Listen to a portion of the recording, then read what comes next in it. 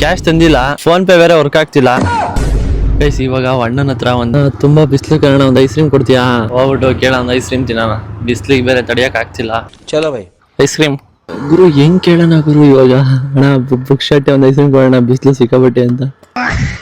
ಅಣ್ಣ 10-20 ಅಂದ್ರೆ ಅಲ್ವಾ? 10-20 ಹೌದಾ? ಕ್ಯಾಶು ತಂದಿಲ್ಲ, ಒಂದು ಅರ್ಧ ಗಂಟೆ ಟೈಮ್ ಕೊಟ್ರೆ ತತ್ತೀನಿ. ಈಗ ಒಂದು ಕೊಡ್ತೀರಾ? ಒಂದು 10 ರೂಪಾಯಿಂದು. ನನ್ನ ಫೋನ್ ಪೇ ವರ್ಕ್ ಆಗ್ತಾ ಇಲ್ಲ, ಬಿಸಿಲು ಬೇರೆ ನೋಡಿದೆ, ತಿನ್ನಂಗೆ ಅನಿಸ್ತಾ ಇದೆ. ಕೊಡ್ತೀರಾ?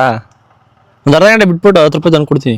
ಅಯ್ಯೋ ನಿಮ್ಮ ಲಜ್ಗೆಟ್ಟವ್ರು ಕಣ್ರಿ ನೀವೆಲ್ಲ ನಿಜವಾಗ್ಲೂ. ನೋಡಿ ಯೋಚನೆ ಮಾಡಿ. ಇದೆ ಇಲ್ಲೊಂದು ಕೊಡ್ತೀರಾ? ಸಮಸ್ಯೆ ಖಂಡಿತ ಇದೆ. ಕನ್ನಡ ಬರಲ್ಲ? किधर से? राजस्थान। 10 रुपये नहीं है मेरे पास, फोन पे भी नहीं वर्क हो रहे। हाफ घंटे के बाद वापस लेके आऊंगा। मैं चला जाऊंगा। और 5 मिनट्स दे, मेरे फ्रेंड आ रहे हैं, उसको बुलाऊंगा। करेंगे। 10 रुपीज का है ना, ज्यादा सन है, सनलाइट है। परवाइला गुरु ಕೊಡ್ತಾವ್ರೆ. कितना अर्निंग्स हो जाएगा एक दिन में? कितना कमाता है एक दिन के?